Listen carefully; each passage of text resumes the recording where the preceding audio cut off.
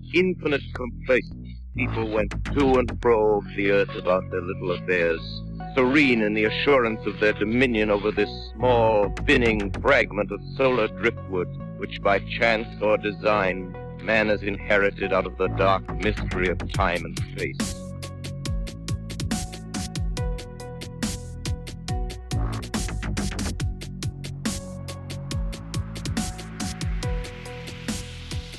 So on this episode of Into the Fray, I welcome Jeff on with me, and I'm looking forward to this one because it's heavy, just classic haunting activity, and it looks like we're also going to cover a couple of UFO sightings as well. Jeff, welcome on the show.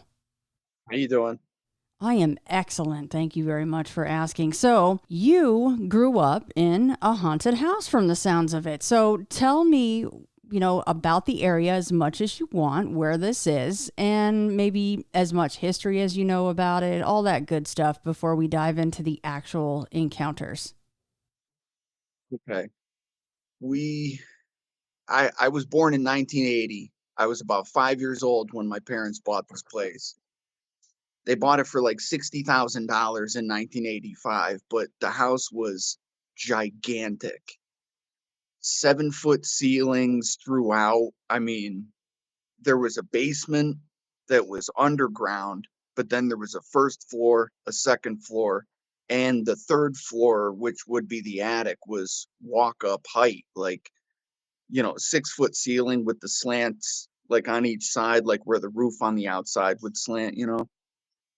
Nothing really happened at first. At least when I was a kid, I didn't really remember too much, being 5, 6, 7 years old. What I remember is stuff starts happening when my father started renovating the place. Would have been around 1991, 1992. I'm like 11, 12 years old. I'm starting to have friends from school sleep over, starting to like meet, becoming a teenager, whatever. And, so you start having sleepovers, you start having friends over after school or whatever. And everybody had their own little stories. I mean, I had some friends that didn't even want to come back. Like I'd have a kid sleep, 10, 11, 12 years old, have a friend sleep over. And then you invite him over again. And he's like, no, dude, I'm good. Okay. All right, bud, whatever. But then I started having experiences of my own. And I actually, just last night, I talked to my friend, his name's Jeff also, but we were inseparable when we were kids, and he lives in Florida now. And I was just talking to him just last night, and I was like, do you remember anything from that place? And he said, the first thing he said, he paused for a second, and he says, honestly, dude, I remember every single time I came over that house to hang out with you, or you and I, we were doing something, whatever, you would see something just ahead of you, just out of reach. There was something 5 steps ahead of you. You'd walk around a corner and you'd see something going around another corner. Or you're sitting on the couch in the living room watching TV and you see something peek out from the dining room. And then you're like, no, I'm crazy. I didn't see that. And you look again, and of course there's nothing there. But we always saw stuff, always. And it was like shadow people. It was like just out of the corners of your eye. You'd be sitting there, and then like, I mean, I could see, like, he was my best friend. We're sitting there, we're watching TV together, and I'd just see him jump, and I'd look over. I'm like, what's up, dude? And he's like, you didn't see that? I'm like, no, I didn't. Forget it. I don't even want to talk about it. It started happening so much. So what kind of renovations was your dad doing? At least, especially the very first time that he started to rip up the house. Do you recall what he was doing? Yeah. So, like I said, we moved in about 1985. I was 5 years old.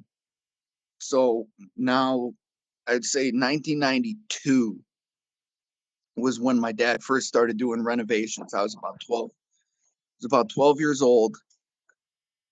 my parents had saved up enough money to start changing stuff around. They did. My mom was painting and she was putting up wallpaper, and they were renovating because it was their first home together. So anyway, they my dad actually took the kitchen. The kitchen door was on one wall, but then there was this little hallway that went into the back, and there was this creepy room.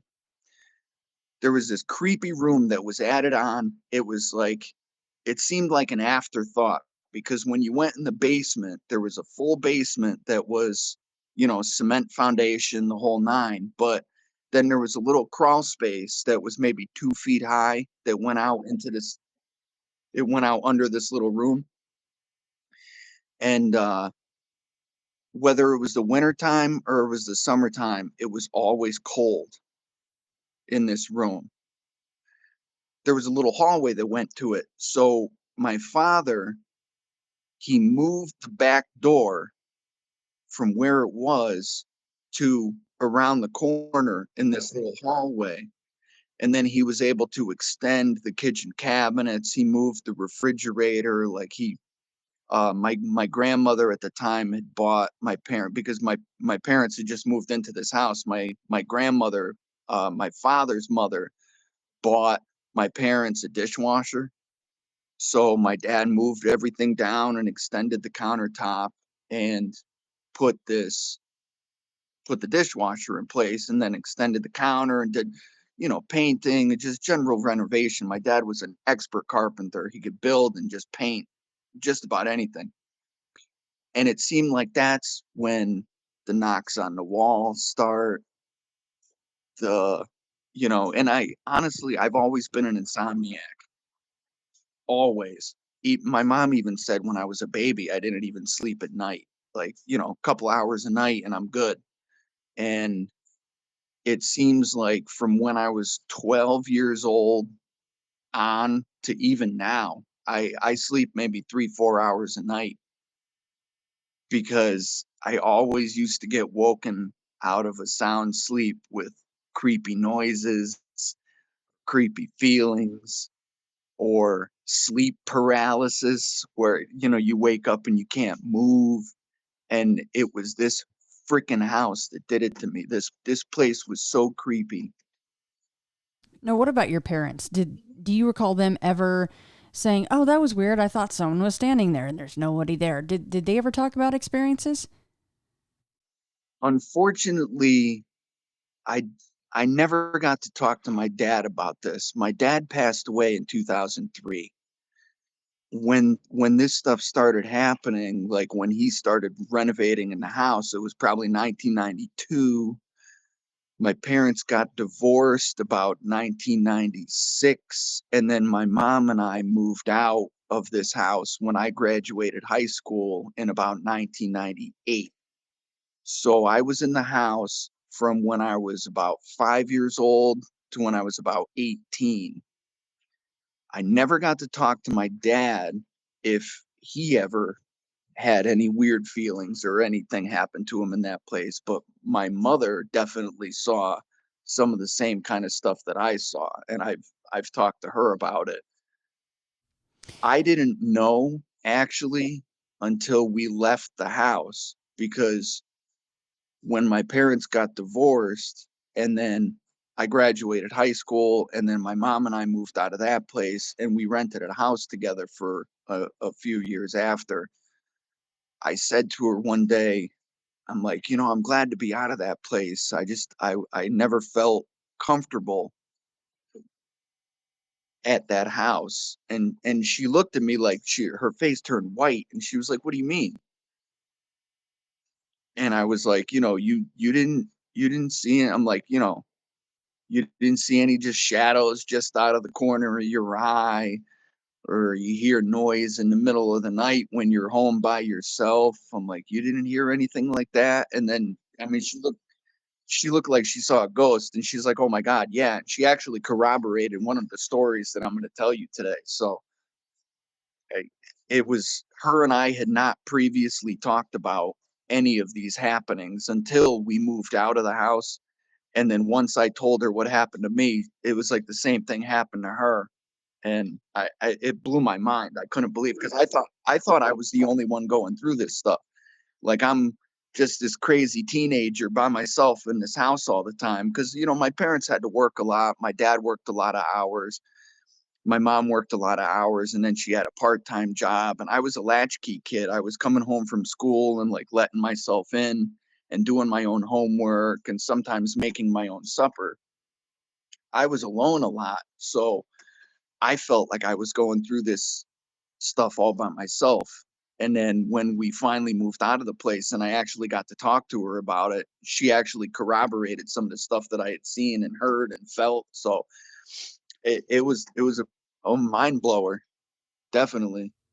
Do you know now how old the house might have been when you guys moved in? I mean, was this a super old house even at the onset of you guys getting the place?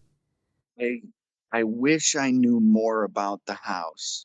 There was After my parents had separated, one of my mom's coworkers was a guy named Bill. That's all I remember. He had come over to fix our ceiling fan in the kitchen or something. And he seemed to remember an article being in the town newspaper about our house. I looked for it. I mean, I've been talking to you for about, I don't know, 7, 8 months, going back and forth, planning on doing this episode. I went to the town library. I couldn't find anything. I asked my mother.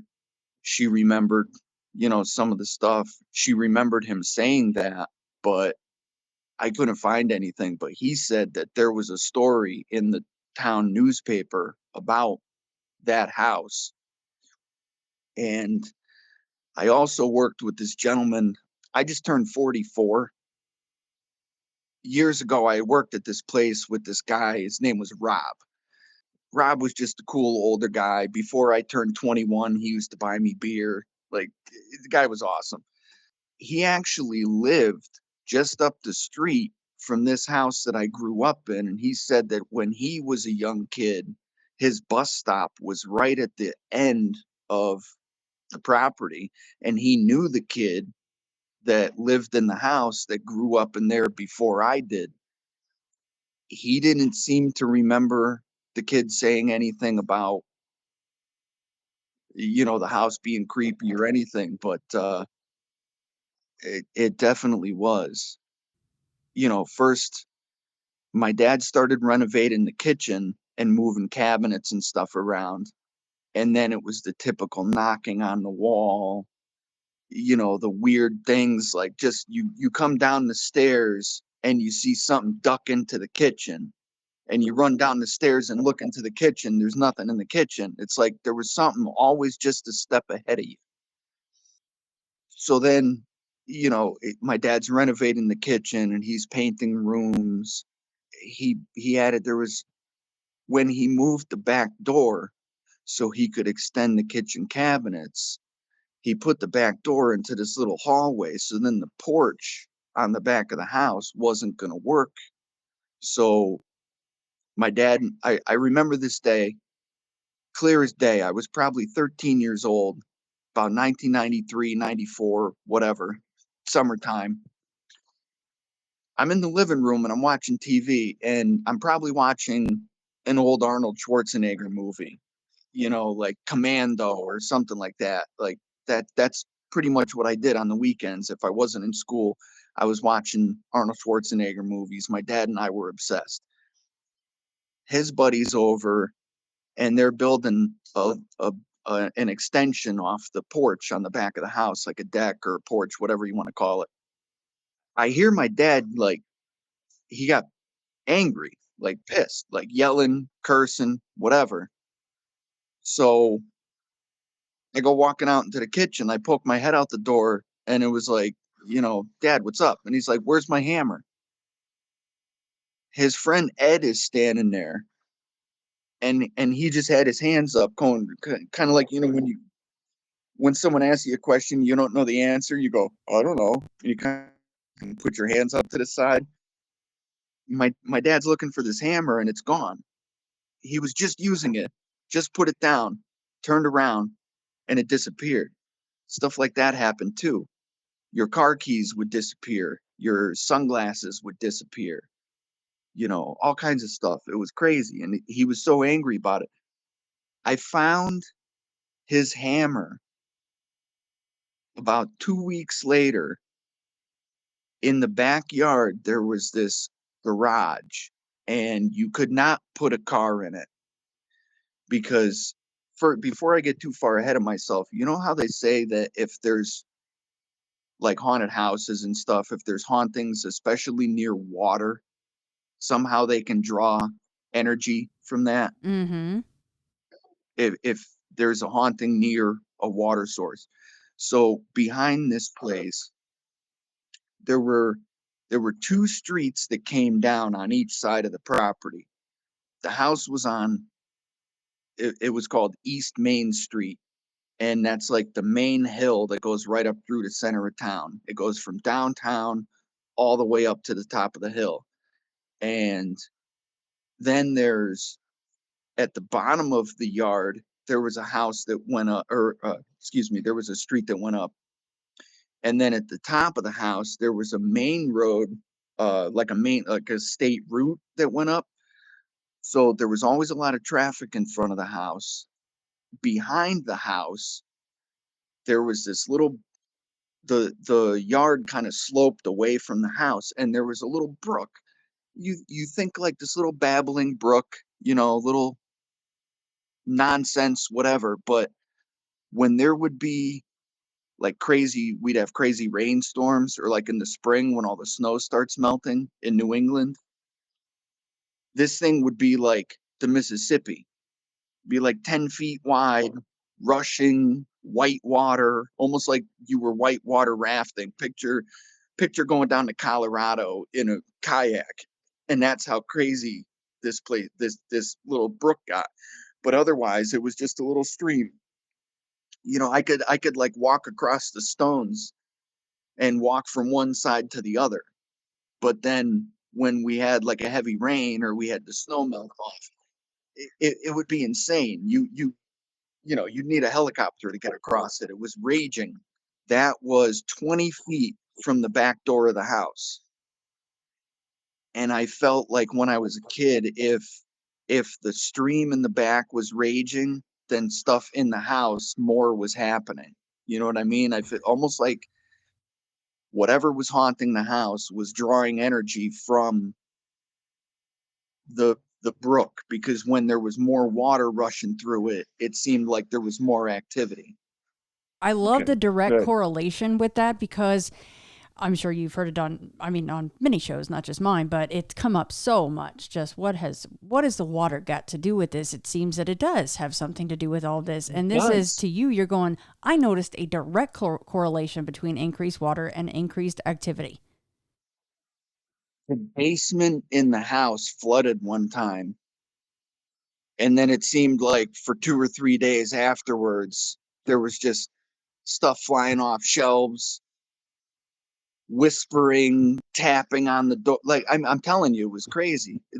Even speaking about crows, right? I'm laughing because all I can hear is these crows right now. And I asked if it was like messing with the audio or whatever.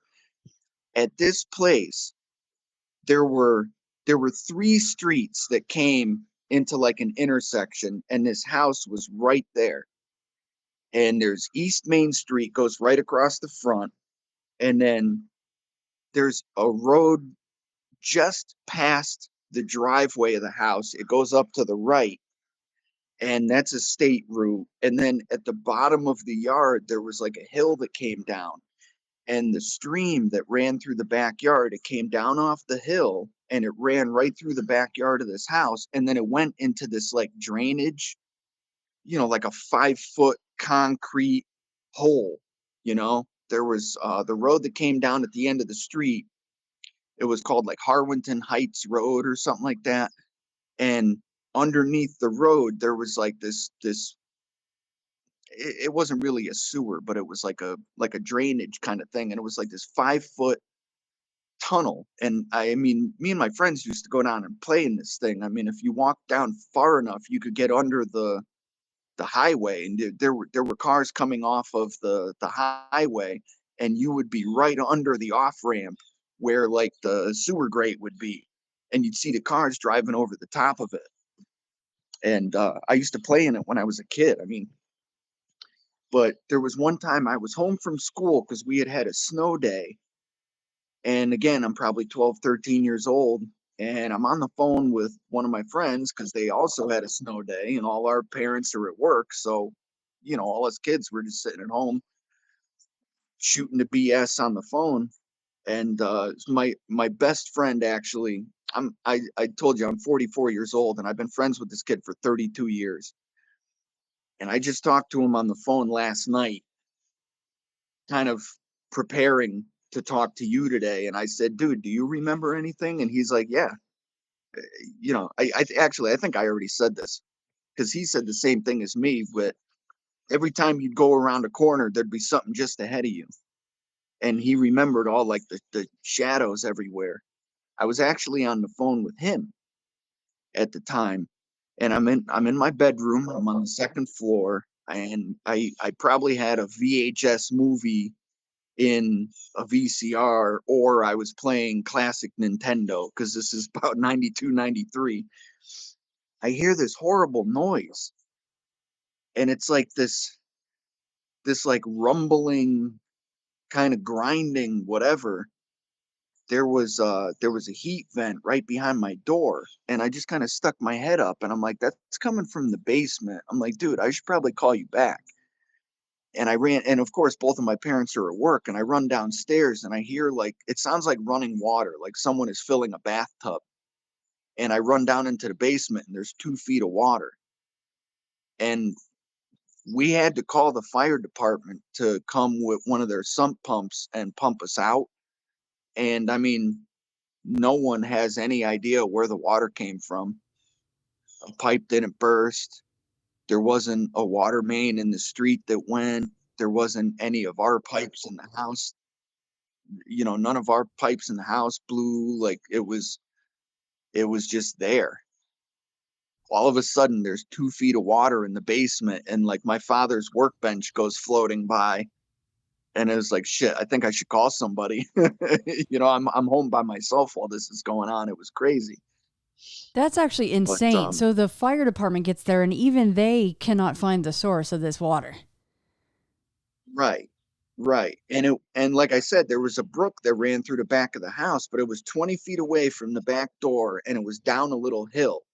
So it wasn't like it ran up the hill and filled up our Right. basement. It's just That is they weird. they they pumped it all out. And like I said, my dad's workbench was like floating.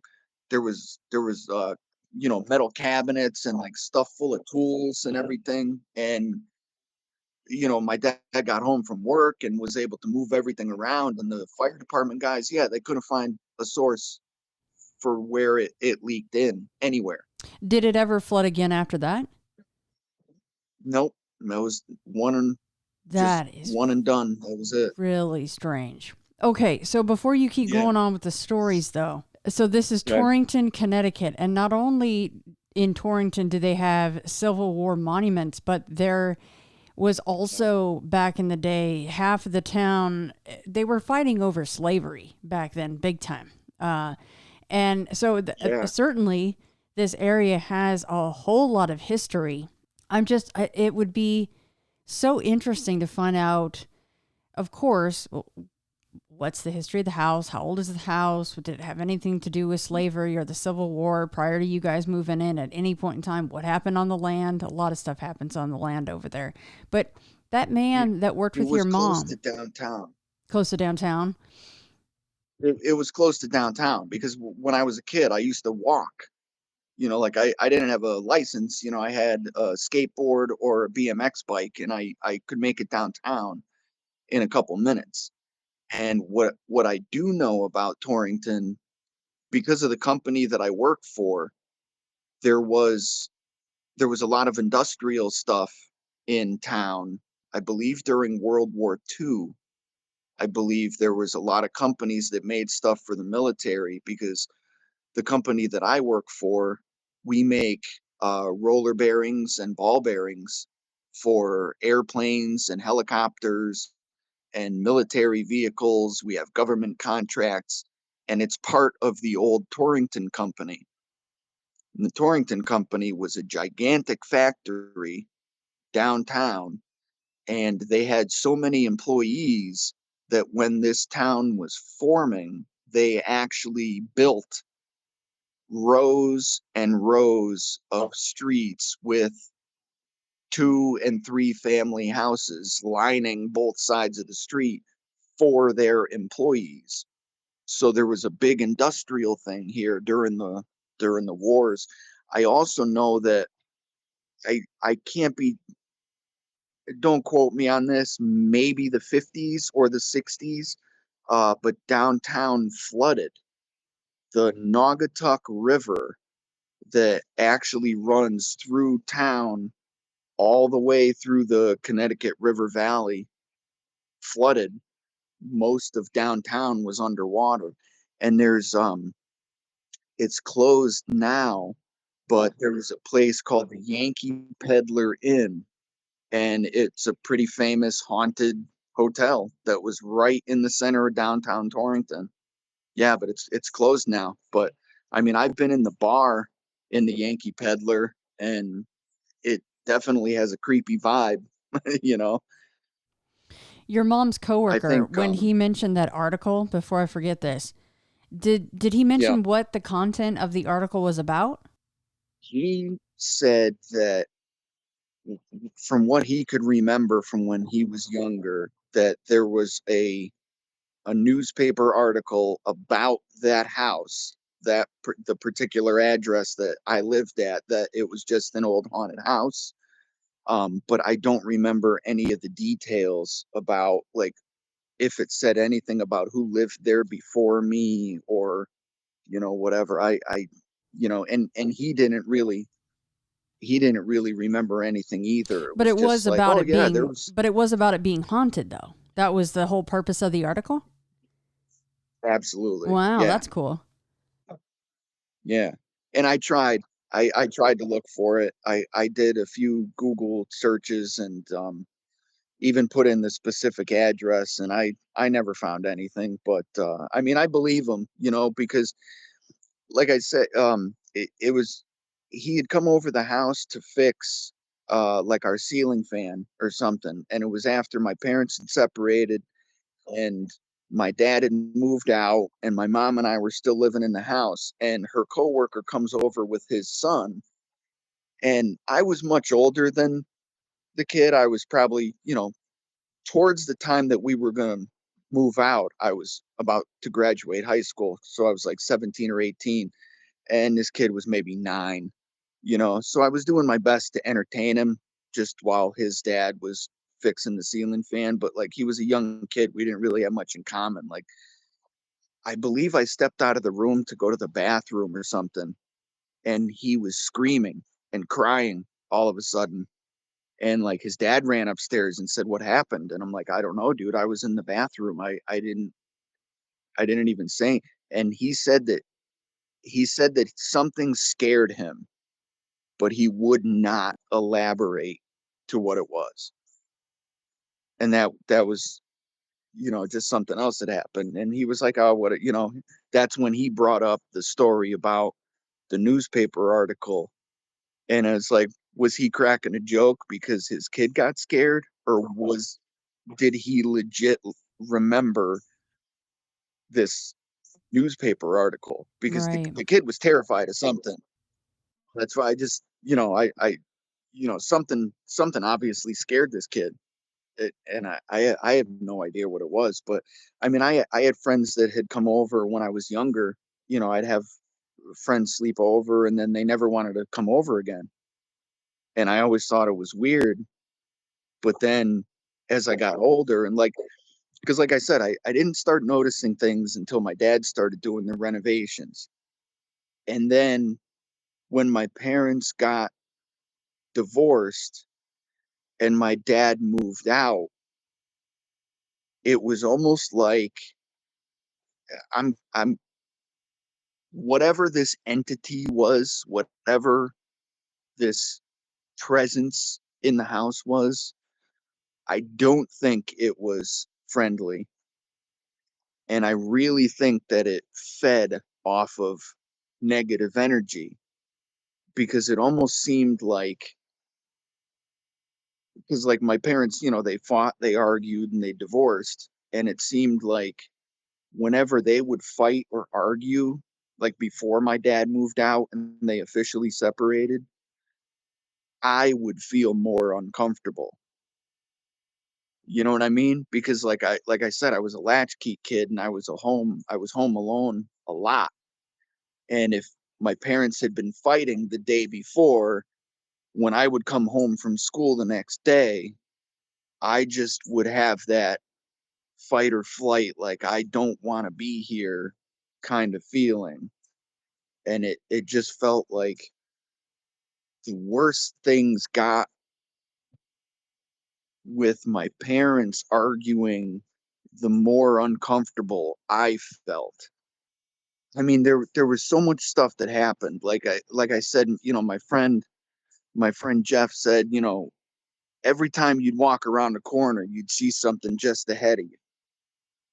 I would have all kinds of stuff like, I don't sleep much. I've been an insomniac pretty much since I was a kid.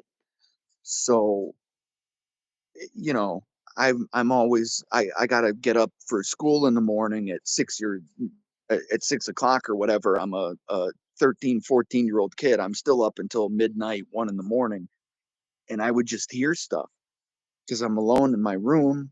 I'm playing video games, or I'm watching a movie, or I'm just listening to the radio or whatever, and I'm hearing tapping on the walls. I'm hearing like someone is walking back and forth in the hallway. And I didn't really talk to my parents. I never talked to my dad about this place, but I did talk to my mom about it after we moved out, and she said that she felt some of the same kind of things. So, at least it was like corroborated for me that I wasn't the only one going through it. But at the time, I felt like I was. Like I was always terrified. I never wanted to be in the place by myself, especially the basement. And I can tell you a story, actually, because I was talking to my friend Jeff last night, and he kind of reminded me of this. There was one time we were in the basement. It was after my dad had moved out, when my parents had separated. I think we were in the basement looking for my dad was an expert, like, woodworker. I mean, he could build houses and he could build furniture, like, expert carpenter. The guy was amazing. And he had his workshop in the basement. He had tools. He had, a table saw and a bandsaw and a drill press and a miter box, this, that, whatever. And my dad he was in Vietnam, and he was a leftover from the hippie days, so he smoked pot. And my buddies and I would always go downstairs and try to find it, you know. But I always remember my friend Jeff being like, "Dude, I don't want to be down here. I don't want to be down here. Like, let's just go back upstairs." And I'm like, "No, man, it's fine. It's around here somewhere. Like, we'll be fine. Don't worry about it." And he's like, "No, I don't want to. I don't want to be down here." And he was really serious about it. And I remember, like, my buddy and I took martial arts. We were tough kids. We were like schoolyard, you know, brawlers, whatever. Like, when you're in grade school, you gotta the kids look at it like, who's the biggest or the smallest fish in the pond. And how high school is, you always got to prove yourself. And we always, we were on the, took martial arts and went out and tried to prove who we were and everything. And this was my best friend, who was like the toughest kid that I knew. And we're in the basement, and he's like, "Yeah, I don't want to. Let's go upstairs. No, don't worry about it. Let's just go upstairs." he didn't want to be down there even more than I didn't want to be down there. And that surprised me. So I always knew that there was something to that. Yeah, even the idea of maybe finding some pot wasn't enough. He was like, "Nope, I'm good." When you're 13 years old, yeah, I mean, that would have been a pretty epic score and a fun afternoon. And he's like, yeah, no, let's just, no, let's go upstairs. Let's go back upstairs. And Smart kid. something even fell over. I remember because my dad was always like woodworking and tinkering and building something, and he had sawhorses set up with like boards and all kinds of wood. He would get, if someone was like tearing something down or like an old barn or something like that, he would always get like the vintage boards, and he would build like furniture out of them, and these little like craft projects. Like my dad was just so talented, just the stuff that he could just come up with and put together just from crap that he found. It was amazing how talented he was. And I remember saying something. We're in the basement. It was another one of those times where we're in the basement and my buddy doesn't want to be down there. He said something. I forget how the conversation went down, but he said something about, I'm not a big fan of being in this haunted ass basement. And I said, like F the ghost or something like that. And then all of a sudden the sawhorses full of boards just fell over. And it was a pile of lumber on top of two wooden sawhorses. It was something that a big person would have to physically lift and push.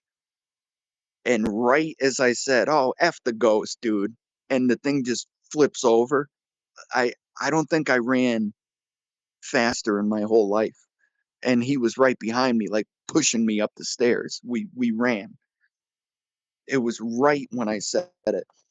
I also had another my friend Tim, of course, stupid teenagers messing with a Ouija board in this house. And my friend Tim says, we think we're talking to somebody, and I can't tell if he's pushing the thing or if I'm pushing the thing. With a Ouija board, it's the stupid slide thing. You always accuse your friends of pushing it. I can't tell if I'm doing it or he's doing it. And he says, give us a sign that we're actually talking to a spirit. And his nose started bleeding. I swear. He goes, give us a sign that you're actually here. And he got the bloodiest nose I've ever seen, like just dripping down his face. And he had to run to the bathroom and get like tissues. It didn't stop for like maybe 15 minutes. I mean, yeah, probably shouldn't have been messing with a Ouija board in this house, but I'd have probably done the same thing, to be honest with you. So, do you wonder yeah, if, so, the idea would be that these entities or entity, not sure, was feeding off the negative energy given off by your parents fighting, but also maybe possibly causing some of the strife between your parents. Do you wonder about that? I I do. Yeah, that is a very good possibility. I mean, my parents they divorced, but they stayed friends until my dad passed away. I mean, my mom is still alive. She's in her early 70s, and at the time, yeah, I would say either and see, I'm saving the best story for last, of course, because I actually did see an entity. I didn't want to throw that at you like first thing. That's like that's the big reveal at the end of the story, but my mom saw this too. I didn't ever get to speak to my father about it, unfortunately, but like my dad's the reason that I'm into science fiction. Like my dad got me hooked on Japanese anime. He didn't know. He just, he's got a 5-year-old son, and he went to the video store and he saw a cartoon and said, whatever. It's a 5-year-old kid. It's a cartoon. He'll love it. And it was Japanese anime. My dad got me obsessed. I used to sit there and read his old Time Life books like Mysteries of the Unexplained or History's Mysteries or, stuff about UFOs when I was like 6, 7 years old. I'm reading these books that are like for adults. He got me obsessed. He told me stories of UFOs that he saw when he was in Vietnam in the Navy. Like, I mean, just all kinds of cool stuff. So, I mean, ever since I was a little tiny kid, I was obsessed with, the unexplained and space and, whatever. And then I'm living in this house and stuff starts happening and it was crazy. Like I used to make my mother take me to the town library like every other week and I would take out books on haunted houses and ghosts and stuff.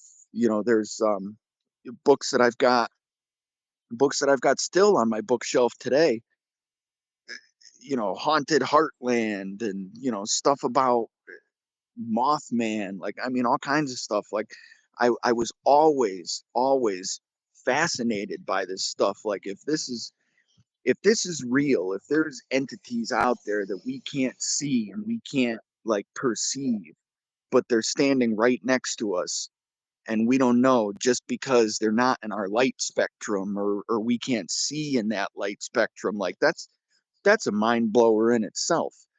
And then I'm actually seeing this stuff when I'm a kid. This this this this is the main story that I wanted to tell you, that when my dad started doing the renovations on the place, say like 1993, is when this stuff started happening. Is when, I start hearing knocks, I start getting kept up all night, all kinds of stuff like that. That's when I started noticing it. But then after my parents separated, now my parents they're going to sell the house, they're going to split the money.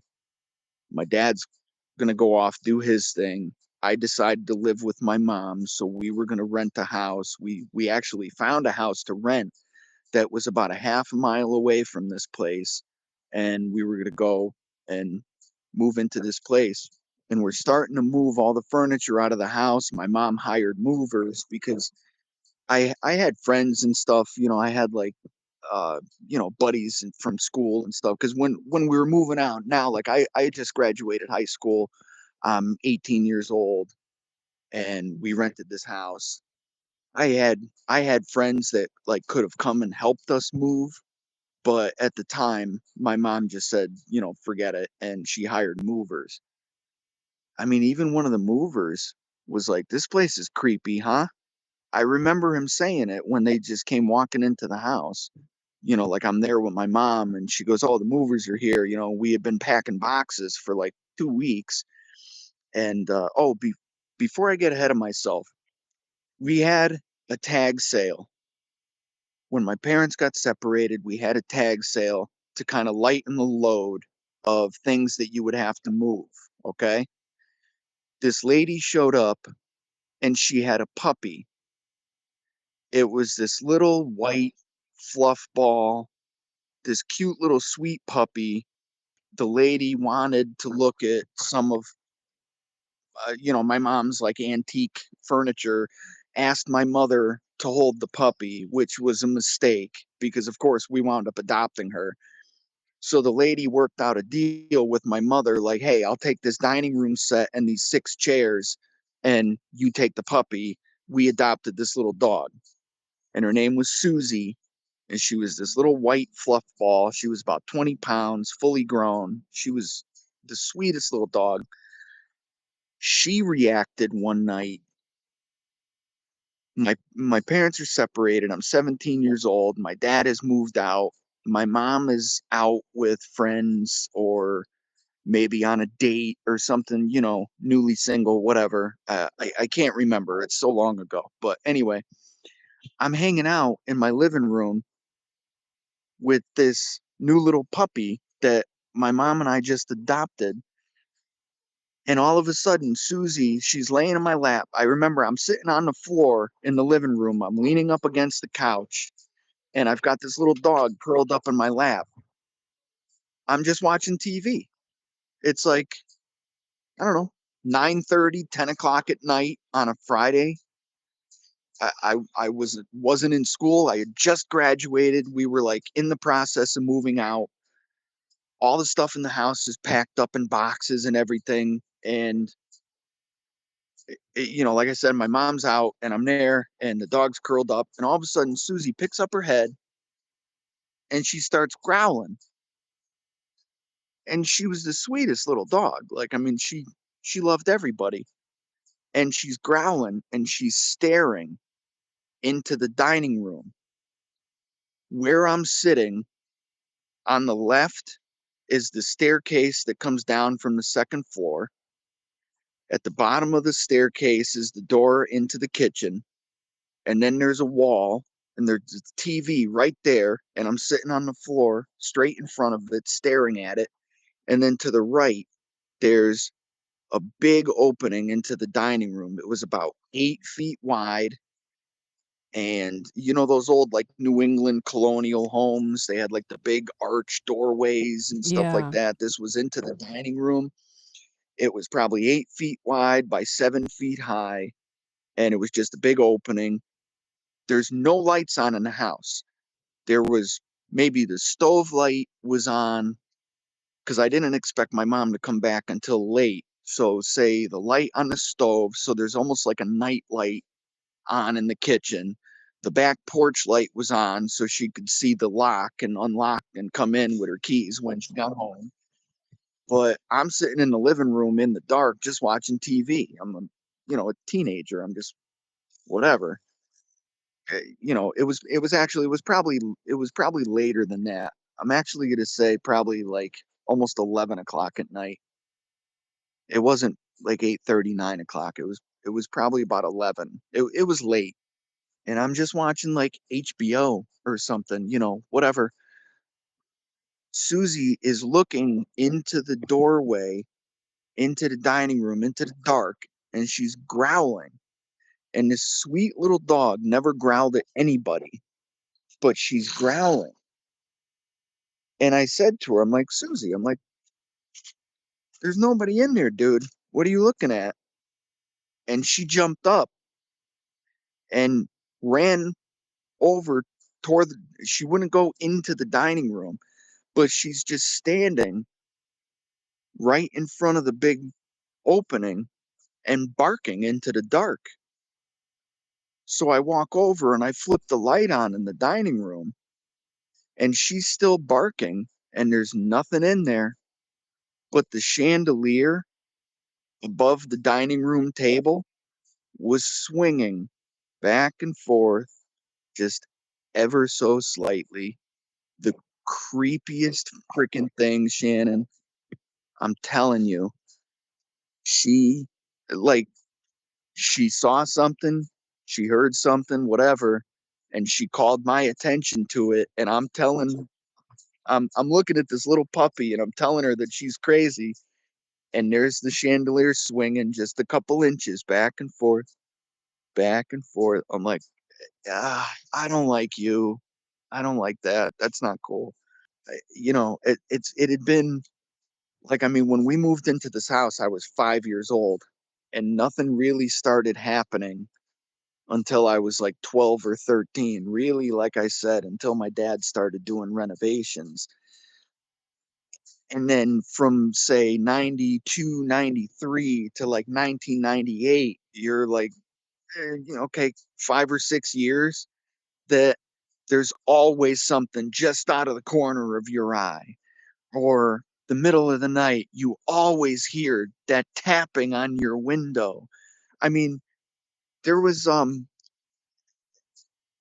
bedroom that we used to climb out the window. My buddy Jeff, that I mentioned earlier, when he used to sleep over my house when we were teenagers, there was this, I mentioned earlier, the room that was the addition off the back of the house. It just had like the little crawl space basement and it was always cold.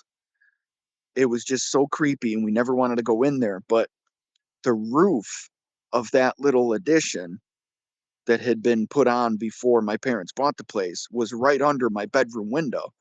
So my buddy and I used to climb out the window onto the roof and, we'd smoke cigarettes. Like if he would sleep over on like a Friday or a Saturday night or whatever, we'd smoke cigarettes, hang out. I mean, we were teenagers. We were like 14, 15 years old. Of course, I stole cigarettes from my dad, or he'd steal them from his dad, and we would climb out on the roof and in the middle of the night and smoke cigarettes. There was a night, I mean, and stuff. I don't want to just say that there was stuff happening in the house, because there was stuff happening out in the yard too. I would hear, I'd hear someone call my name. I'd be outside, 15, 16 years old, just playing or doing whatever with the dog. I'd hear someone call my name. And there's a main road right across, like I said, it was, a main route through the center of town, East Main Street. There was a traffic light right in front of the house. There was cars going by, lots of noise. The highway is right near there. Like there was always sirens going by. There was always a lot of noise. And you'd be outside, doing whatever, and you hear, "Hey, Jeff, there's no one there." I mean, it was ludicrous, the amount of stuff. I can't. There's so many stories. I wanted to try to write stuff down so I would have like some kind of outline to like go over with you, but there's just so much. Like I told you, I talked to my mother and I talked to my buddy Jeff on the phone last night, and I asked him what he remembered, and it was some of the same stuff that I remembered. So, but there's so many more stories. Like there's so much stuff that I can't even remember. But the worst, the like out of all the sleep paralysis, right? And out of all the wake up in the middle of the night noises, and out of all the shadows just ducking around doorways just ahead, like, I mean, I was always so scared in this house that I had this friend, another friend, his name was Terry. Senior year of high school, homeboy was 6 foot 8 inches tall. Okay. He was massive. His father joked around with him his sophomore year and said, "If you're taller than me when you graduate high school, I'll buy you a car." His dad was only 6'6", I believe. So when my buddy Terry hit 6'8" when he graduated high school, he got a brand new Honda Accord. Like that was, his dad thought that he could hit him with this impossible goal, and he messed up. He had to buy him a car. There was one night that after my parents had separated, I told you earlier that the attic, it was a full walk up attic. It wasn't just like a crawl space. You could stand in the middle of the room and still have like a foot of height from your head to the ceiling. It was just slanted on each side where the roof was slanted. I'm when my parents separated and my dad moved out, I moved up into the attic. I realize now that that was a bad idea, because the attic, like aside from the basement, the attic was even scarier than the creepy basement that we used to go down and not want to be in. I mean, the attic was just terrifying, but I was an angry teenager and my parents had just split up. So I wanted isolation. I wanted like my own place that I could just go and hide out. So it was one day, it was like, I think it was a Saturday that my mom went to visit my grandparents or something. And by the time she had come home, I had moved my entire bedroom up into the attic, because it was like my dad's man cave. You know what I mean? It was like he had like a little den set up there.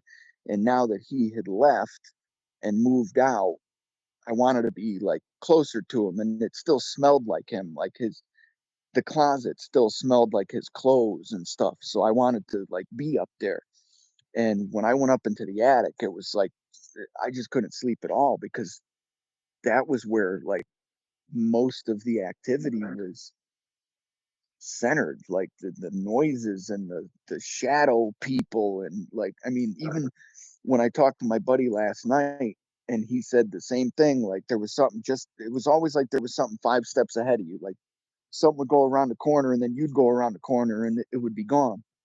And I asked him last night, I was like, dude, what do you remember about that place the most? And aside from aside from saying that, he said there was one night that him and I were up in the attic. He was sleeping over. It was like a Friday or Saturday night. And I think we had it was a holiday from school. I'm pretty sure we had that Friday off. And we had him and I had hung out all day and then decided to go back to my place and trash and like hang out for the night. Like we were gonna get a pizza, just hang out or whatever. Maybe rent a movie from Blockbuster because this, like back in the day, this was like the Blockbuster days. And we're up in the attic, we're watching a movie, and the way the staircase went down the center of the house. I told you this place was big. It was like an old colonial. From the attic, full walk up attic. You didn't have to duck. It wasn't like a crawl space. You go down, like say 9 steps, turn a corner, you go down, there's a landing, you go down 9 more, you open the door into the upstairs hallway, you go down 9 steps around another corner on a landing, and then now down 9 more, and you're in the living room. So it was like this huge staircase that just went right up the middle of the house. Where we were sitting up in the attic, I had this little futon set up and I had like a TV all off in the corner or whatever. And it was just all night out of the corner of our eye. We're seeing it, it looked like someone kept coming up the stairs. It kept seeing him. I'm sitting like on the left. He's on my right. And the stairs are like 8 feet to the right of both of us. And we're looking straight ahead at the TV. The staircase is off to both of our rights. I kept catching him out of the corner of my eye, just looking over to the right, and I'd look over, and then he'd look at me, and I'd go, "What?" And he's like, "Oh, nothing." And then after a couple minutes, I'm like, "Dude, what are you looking at?" And he's like, "You don't see that?" And I said, "I keep seeing you look over there. What do you see?" And he's like, "Dude, it looks like someone keeps peeking up around the corner. They're just sticking their head up around the corner." And of course, we walk over, we go down the stairs a little bit, and it's ice cold. Like I said, you walk down 9 steps, turn a corner, and there's 9 more, and then you're to the door to the second floor of the house. And it's ice cold in the stairwell. Ice cold. And I mean, we didn't see anything, we didn't hear anything, but where we were sitting on the couch, there was just movement. There was always movement just out of the corner of your eye. So you feel like the attic might be the epicenter for that house as far as the paranormal activity goes? I do. Yeah, we felt very uncomfortable in the basement, but the attic was I'll say unprecedented. Like you have a certain feeling in the basement when you're in the attic. It's forget about it. Levels above. It was just there was just something. I mean, I can't even I can't even begin to explain how creeped out. And I'll tell you, I so creeped out in that house that one night I'm just sitting up in the attic and I'm hearing voices. And again, it's like a Friday night. I didn't have plans with my friends. There was nothing going on. I was just hanging out, watching a movie, whatever. But I'm up in the attic because I wanted to be, like I said, after my dad left, I was trying to be closer to him because the attic, it still kind of smelled like his clothes and everything, and that was like his little man cave. when he was trying to hide from my mom. So, but I'm up there and I'm watching TV, and it's just, it's a normal night, and I hear voices, and I'm like, what is that? And I'm going down the basement stair, or not the basement, I'm going down the attic stairs towards the second floor of the house, and I hear like mumbling, and I'm like, what the hell is that? Shannon, I swear to you, I'm not I'm not even gonna pretend like I'm the big tough guy that I am. I honestly think I peed a little bit, because I opened the attic door, and I mean, all the lights in the house are off except, because like when you're growing up, when you're a kid, you have the light on in the room that you're in, but your parents want to save money on the bill. So if you're not in the room, you shut the light off, right? So there's no lights on in the house except for, my mom is down in the living room. So she's got the living room light on probably, and I'm up in the attic. I'm watching a movie. I'm sitting in the dark. I open up the attic door onto the second floor, and I'm like face to face with a shadow, like a giant shape. And those scream where you scream, but there's no noise. You just kind of like, it's like a hiss. And all of a sudden the light flips on, and it's my buddy Terry. He got his his dad, before he got his car, he got his dad's car for the night. His parents said he could use it, so he decided to come pick me up. And the talking that I heard was my mom saying, "Oh yeah, he's upstairs in his room. Just go on up. He's up there." But I was always so on edge that when I opened the door and here's my buddy that's 6 foot 8 inches tall, and the light was out, so all I saw was like his shadow. I almost jumped out of my skin. And then he flips the light on. He's like, "Hey, what's up, buddy?" I'm like, oh my God, dude, you scared the hell out of me. And he was another one. He didn't like sleeping over. I'd say like, "Hey man, you want to do something this weekend?" And he'd say, "Yeah, you want to come over to my house though?" He was another. He just did not did not like telling me that he didn't want to sleep over, didn't want to be like a bad friend, but just did not want to sleep over my house. My house was biggest creepy. dude in town probably, especially at that age, and he was like, "Yeah, I'm not sleeping at your place. How Had about mine?" Yeah, his senior year of high school, he was just about 6'8", and he went on to play college lacrosse. I'm sure So at yeah, that size, big, no, huge, that's a tough good friend to have. Nobody is guy. messing with that guy. So I'm assuming No, he's that my one of buddy. the coup de grace here is, you mentioned in your email, a full body apparition in broad daylight. Yeah, so I started to hint on that a couple minutes ago, but I said I didn't want to get ahead of myself. Yes, so this was the absolute culmination of the nope moments. This The house was empty. Almost all the furniture was at the new place, the house that my mom and I were renting. It was about a mile away from where this house was. All the years of, shadow people and footsteps and knocking, and I mean, I I forgot to tell you, I got pushed out of a treehouse when I was a kid. I can't believe I forgot to mention that.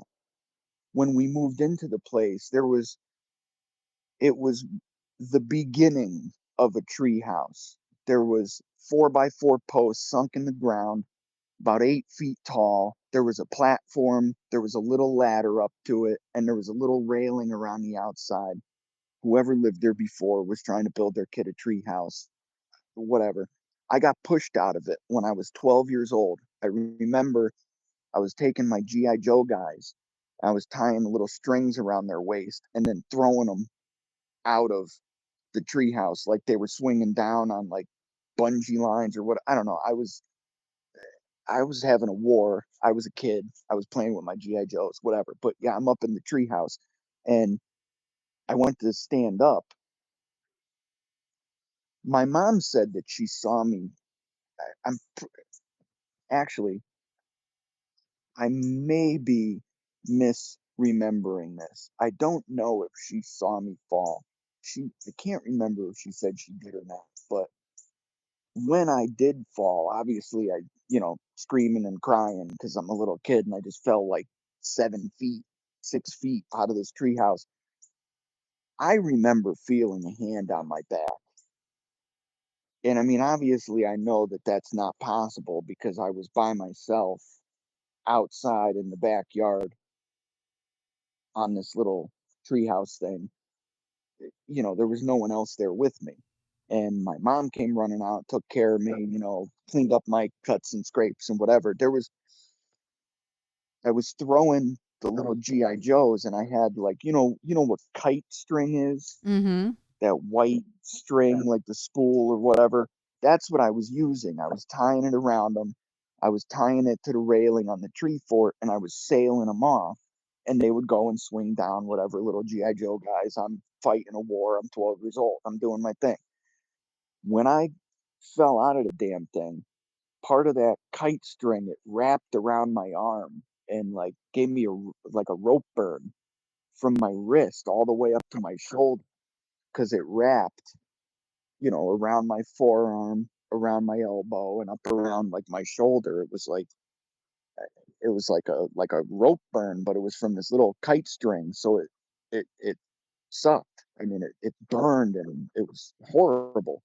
But I absolutely remember feeling a hand on my back right as I stood up because I think it was if my mom was calling me to come inside or something. And I said, "Okay, mom." And I stood up and I felt the hand square in the middle of my back. And I just tumbled out of the treehouse. I I bet remember that. I bet you didn't go back in the treehouse after that, at least not for a little while, huh? My father tore it down. Absolutely. He cut the posts off ground level, dismantled it, chopped the lumber up. Yeah, Well, that do was you do that you was the end of recall that. if you said out loud to your mom or dad, "Somebody pushed me, mom. Somebody pushed me." Do you remember saying that to them, or you didn't bring that up? I remembered, see, at the time, no, because at the time that all this stuff was happening, I didn't want to seem like the crazy kid. I mean, I've listened to your podcast for a few years now, and you always get that story. Someone says like, I didn't want to tell my parents because I didn't think they'd believe me.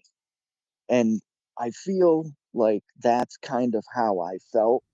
I didn't know if they would believe me. I didn't know if they were having the same experiences or if I was just going crazy.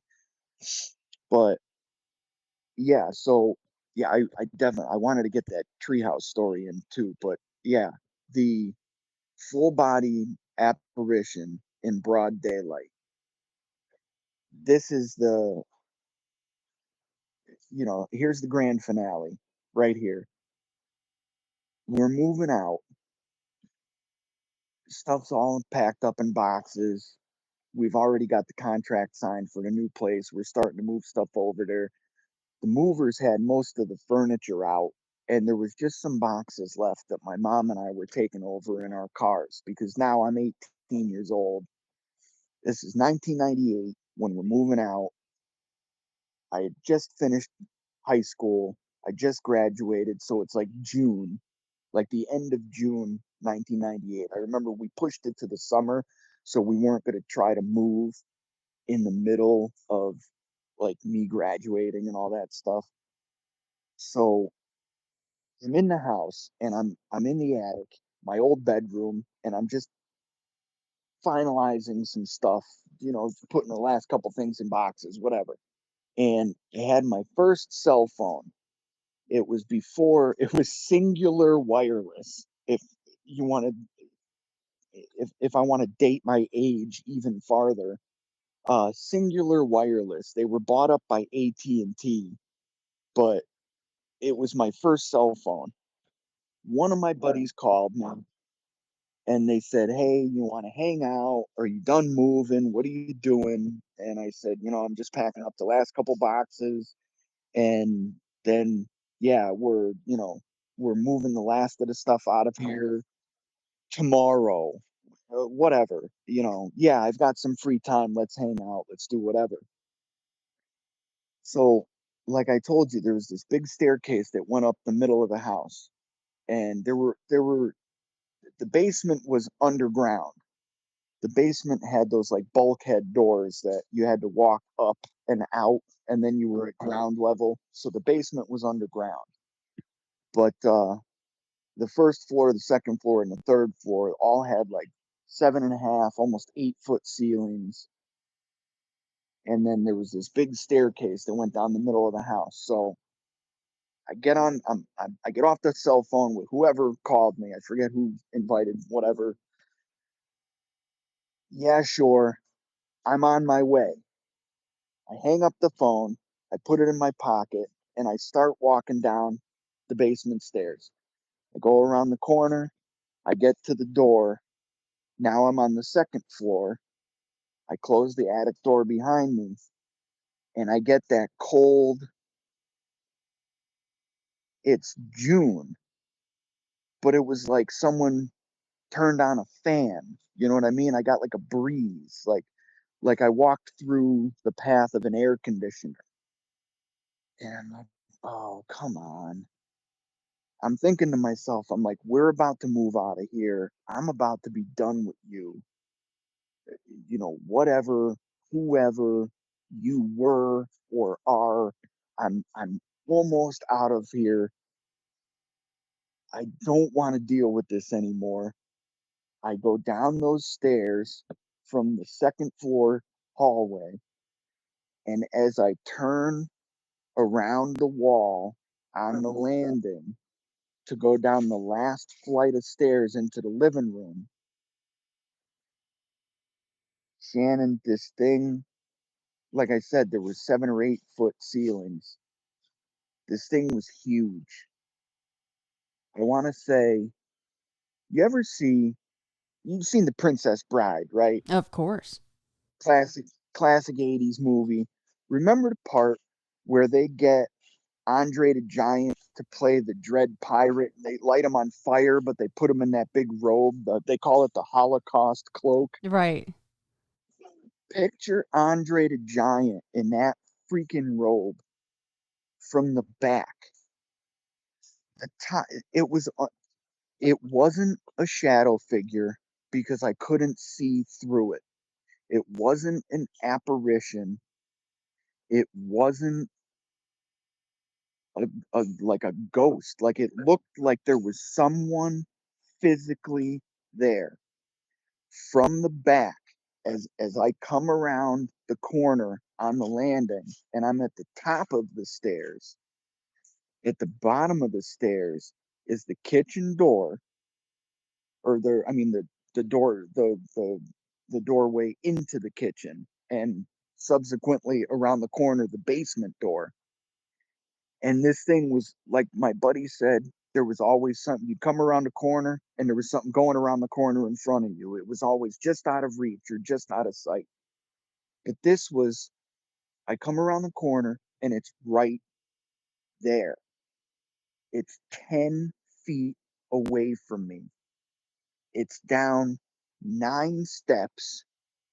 It's walking away from me, but it was like a robe, like a big black bathrobe with the hood up from the back.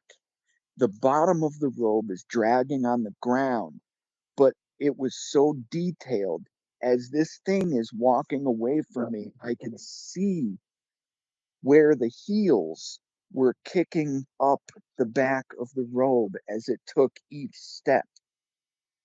This wasn't an apparition to me. This was something physically there. It was walking away from me. And I remember as I was coming down the stairs, my mom my mom and I had just adopted that dog, Susie, and she was in the kitchen. We had her in the kitchen with baby gates, and she was losing her freaking mind, barking, right?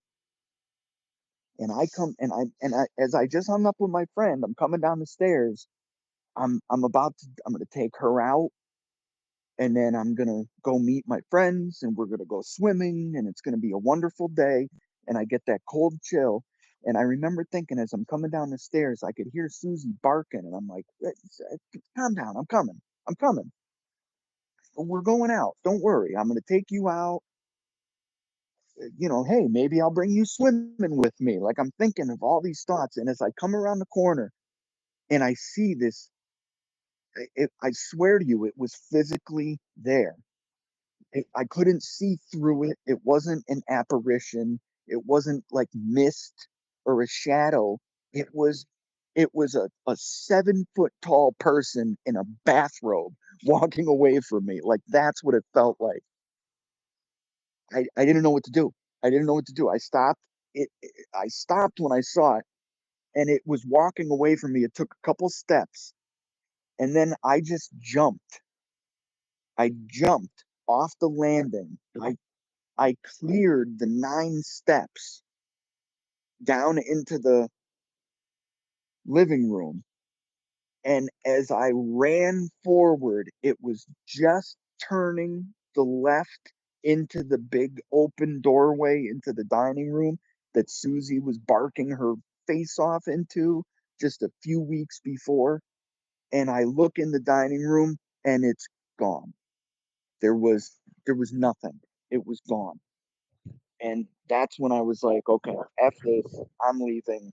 I grabbed my dog, I got in my car, and I left.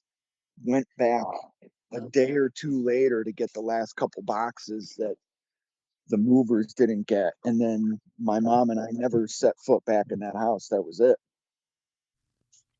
Isn't that interesting that you're finally about to leave? You said the place was pretty much nearly empty, and that's when it decides to make this That's, grand entrance, your exit, but its grand entrance essentially, and show itself fully to you. yeah, it absolutely, it scared the hell out of me, man. I mean, it was, I can't even explain it. Like, I mean, you think that, and I told you, I'm a UFO guy. I'm a ghost guy. I was reading these books. My dad was so into like spirits, and I told you he had the Time Life books, like all the like I said, I think History's Mysteries, and there was Mysteries of the Unexplained, and there was all these like these awesome books, and I was reading way ahead of my reading. Like, I mean, I started reading these books when I was like 6 or 7 years old, and these are big, huge, thick hardcover books. Like, I was invested. I was into this stuff.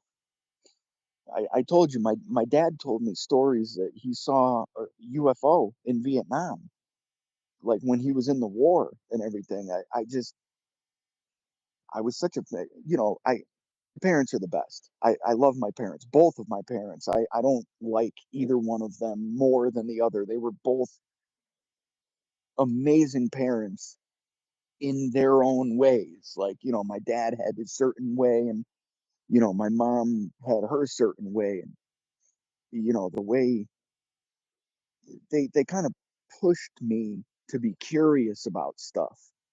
So when I started hearing, knocking on the wall and stuff, I'm gonna go read a book. I'm gonna get a book about ghosts, and I'm gonna read a book, and I'm gonna try to figure this out, and I'm gonna do some research. And I never figured out anything about that place. That place still, and I'll tell you what, after my mother and I moved out, that place was up for sale every other year.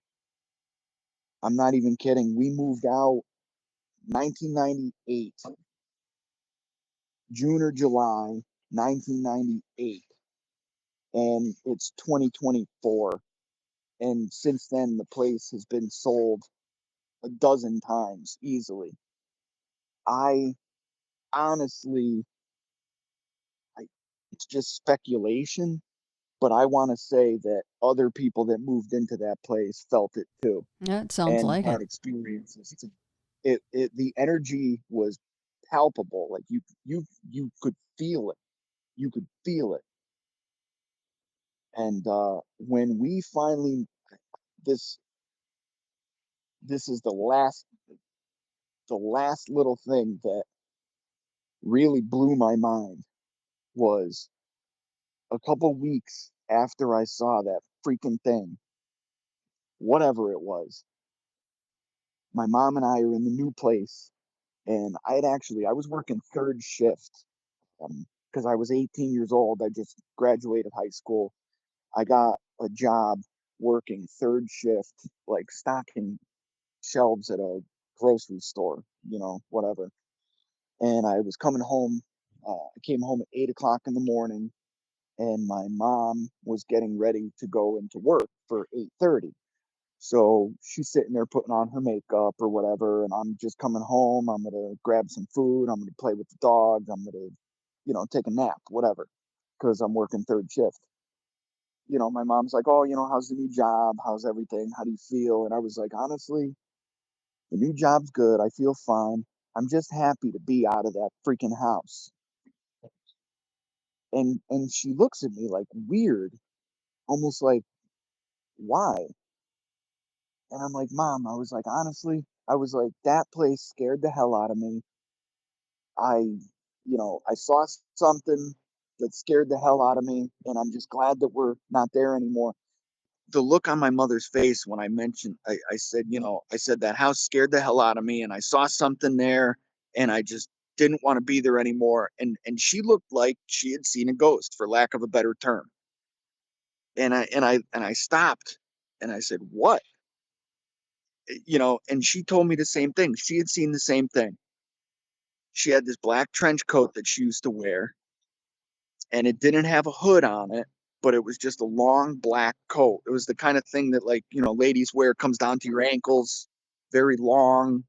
I assume it's like waterproof, like for the rain or snow or whatever. It was just like it was a nice coat.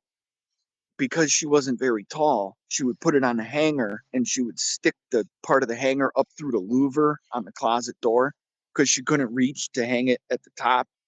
So she said that one night she was laying in bed, and she kind of rolls over and kind of wakes up a little bit and opens her eyes. She got that scared feeling, like when you see something and you're like, "Shit, I gotta run." You know what I mean? She looked, and then she goes, "Oh no, that's just my trench coat." She saw where she usually hangs her coat on the closet door, like 3 feet from her bed. She sees the outline of a black figure, and then she goes, "Oh, it's fine. It's just my coat." And it stepped forward and said her name. It said Barbara. My mom said clear as day. It stepped forward, and she didn't see a face. It leaned forward and just said her name. And this was like a couple weeks out of the house. And I was like, "Are you kidding me?" Like, it scared the hell out of me, but it made so much sense. And I was so happy that someone else saw the same thing that I saw.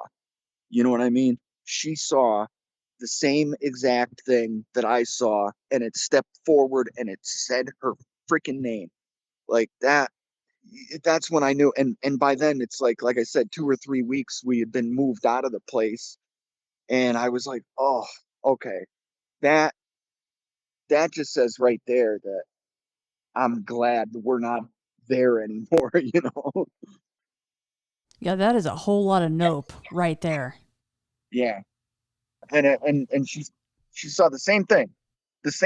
Yeah, well, that's a relief. I mean, that as you said, you just don't want to be alone and stuff like that. So to hear that she actually saw that same thing, which again, the timing is just strange because you guys were on your way out and then actually out, and then it's finally showing itself, and we're assuming that Yeah. it was the culprit of all of the activity. We don't know if it was, but certainly probably at least some of it. Oh, sure. It Sure. would be interesting to find out if that article is, on microfiche or something like that, about the house, because I mostly because of the fact that it'd be nice to see if there was any mention of, oh, this house used to be a whatever. What, was the house itself something that housed it, or was it something that had happened on the land that then in turn Yeah. it essentially poisoned the area, and anybody that had come close to it or moved in there was like, peace out, nope, this is too much for me. No, I can't. Even after we moved out, I had uncomfortable feelings just driving by the place. I mean, not even kidding. There were times that I drove by and I felt like I'm like, there's something looking out the window. It's watching me. It knows because this thing was after me when I was a little kid, and now I'm driving by the front of the house. It can see me. It knows. It always. I didn't want to drive by for the longest time. And not even kidding, it was for sale every other year. So I really think whoever moved into the place after us had experiences of their own because So nobody stayed very long. it still stands to this day, right? Yeah, yeah, it's still there. There's somebody living in it right now. Yeah, you'll have Um, to keep an eye you on know, that when the cars change completely. You'll know that it's somebody new again, right? yeah, well, I always saw there would be different cars or there would be a for sale sign in the Yeah. front yard. Yeah, you'll have to keep an eye Um, on that. I would like to know when the next time somebody else moves in there. I definitely want to look into this. Because when I reached out to you, it's been like 7 or 8 months now. We've been going back and forth. I had a lot of stuff going on, and like I said, my wife and I just bought our first house, and it's been crazy. And work is crazy. I mean, her and I, we work for the same company, and it's a very demanding, complicated job that both of us have, and I don't have a lot of extra time to do stuff, but I really wanted to get this story out to somebody. I just wanted to talk to somebody. I love your show. I've been listening. I can't. I don't know how long I've been listening, but it's at least been 4 years. I switched over. I was listening to I forget what podcast app it was. It was a podcast app, and then everybody was telling me to try Spotify because then Spotify they bought up Joe Rogan, and then they were buying out all the other podcasts and stuff. And when I switched over to Spotify, I was like, "Oh, I got to remember to, go back and get those other." So I went into whatever podcast app I was listening to, and I was like, "Oh yeah, Into the Fray. I got to listen to that. I got to listen to this." And I brought over the apps that or the shows onto the Spotify app that I had been listening to. So I don't know how long I've been listening to your show, but I'm like, like this would be perfect. I got to tell somebody about this house.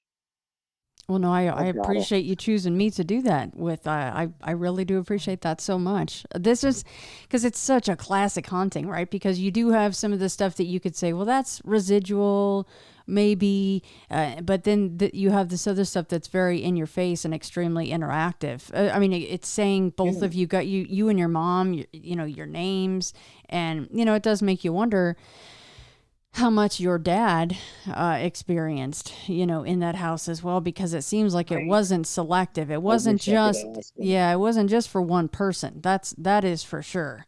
Well, Jeff, did you want to share your couple of UFO sightings as well? I really quick. Yeah, sure. If you wanna hear it, I would gladly tell you. Yeah, go right Um, ahead. my wife actually has a really great story too, but it's her story. I'm not gonna tell it. Yeah, I saw there a couple times. you think you see something, you look up in the sky and you think you see something shiny, and then you look away and it's gone and can't be sure. But I was about, I want to say, I want to say 2002. So I'm like 22 years old. I had my best friend with me, this kid Josh at the time, and we had met these two girls. Actually, we were driving around in. I had a little crappy Honda Accord at the time, and we were driving around, and we met this carload of girls.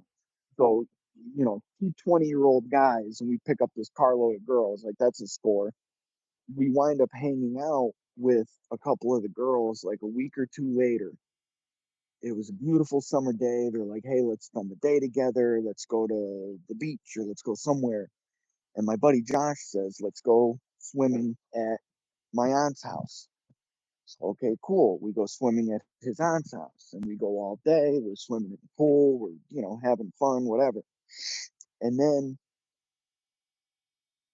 why don't we just go for a ride? And because in this area, like, I mean, this Torrington is such a small town. It's surrounded by state forests. And if you drive out of town in any direction, you wind up in just suburban wooded areas. There's a lot of hiking areas. There's a lot of state parks. There's, just there's a lot of wilderness out here. This town is small. I mean, maybe 120,000 people. It's not big at all. You go through Torrington to get to other places. You know what I mean? It's just it's nowhere on a map. There's nothing to do out here. So now we've been swimming all day. We've been hanging out. We got food, and now we need something to do.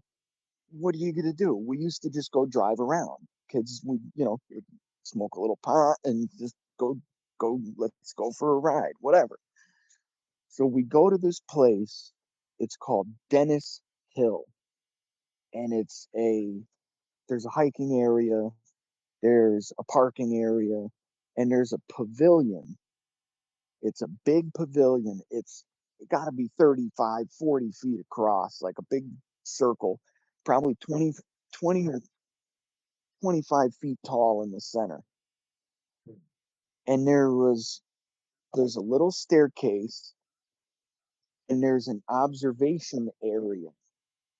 You can actually go up onto the roof of this pavilion and stand on this little platform. And it's like a little metal platform. And because when you get up on top of the building, you're at the top of Dennis Hill, you can see for miles. You know what I mean? It's those beautiful, like picturesque New England views that you could think of in your head. It's exactly what it looks like. It's gorgeous. You can see all the way, like you're looking towards from the northwest corner of Connecticut, you're looking towards Massachusetts. You can see Bradley International Airport.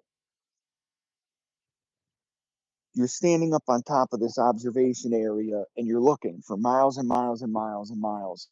And the airport, it's maybe a 40 or 45-minute ride from where I live.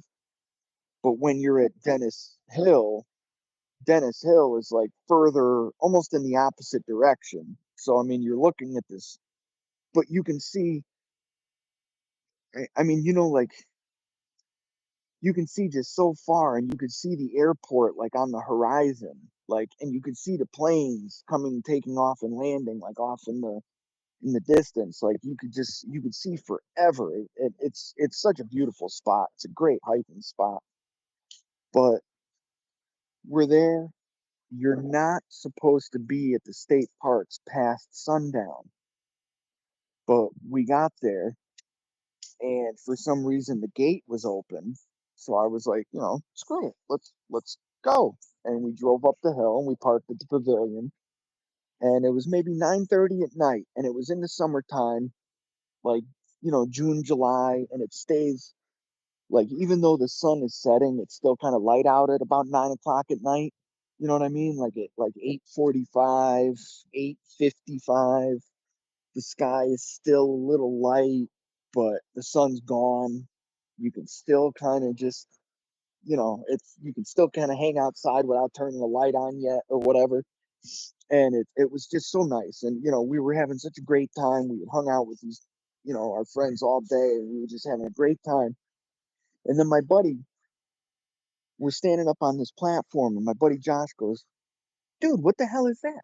And he points, and there's just this red light by itself, way, way out towards the airport direction, right? And we see this red light coming out, and I'm like, "Dude, is that going to hit a plane?" Like, 'cause you could see there were planes taking off and landing. Like, you could see the flashing lights and everything. I mean, you could see all the way to the airport, and it's miles away, but you could see it like you're almost right there, just because of the view on Dennis Hill is it's so great. And we see this red light. It comes in from the left, from in the direction we were looking, came in from the left side of like our field of view, and then stops. It was almost like right when he said, "Dude, what the hell is that?" And I said, "It looks like it's going to hit one of those planes." It just stopped. And we're looking at it, and I'm like, am I going crazy? Guys, you see that, right? And I mean, we could see it was just this red, it was almost like a red LED light 30 feet away from you. Picture one little light just flip on out of nowhere. But we're looking at the whole sky. And then it's like coming towards us. And we're watching it and watching it and watching it. The closer it got to us, it was one of those black triangles, because the red light that we were seeing was the red light that's in the middle on the bottom. And then people say there's a white light on three tips of the triangle. That's what we saw. We watched the red light come in way, way far away. And then it kind of started coming in our direction, and we watched it. And as it came over the top of us, we could start, we could see the three corners were lit up. So it was like a triangle with a white light on each corner with a red one in the dead center. And as it came over us, I mean, we had been watching for maybe 5 minutes, 6, 7 minutes, maybe. It kind of came over us, and we could see the triangle shape because it was blocking out stars and stuff as it was going by. But it was just three lights with a red light, three white lights with a red light in the center. And as it came over us, just one corner blinked out, and then the second corner blinked out, and then the third corner blinked out, and then the red light just faded off, and it was gone. We lost it. I mean, we watched it for 5 or 6 minutes just staring. We didn't take our eyes off it. I don't think it was me and Josh and these two girls, and I don't think the four of us blinked. We didn't take our eyes off it for the whole time, and it went, didn't make a noise, nothing, just quietly went overhead and just kind of faded out, and that was it, gone. I would love to see one of those black triangles. It was crazy. And yeah, I don't think and nothing. It was crazy. That was it. That Right. was it. That was, and I mean, like I said, my, there's a lot of stuff goes on around here. I want to say the northwest corner of Connecticut. I hear so many, like, have you ever heard of Dudleytown? I don't believe so. If you want a fun Google rabbit hole, go down, look for Dudleytown, Dudley. It's part of the Appalachian hiking trail. You can't really hike up there anymore because years ago some kids went up there. They were doing like a bonfire keg party or something, and they burned down like a couple acres of the forest. Yeah. So they don't let people hike up there anymore. But if you ever wanted to have me back on the show to talk about Dudleytown, my friends and I used to go up there every weekend, and I actually have pictures that I could send you. Pictures of orbs in the woods, pictures of like a pink mist kind of floating across one of the walkways.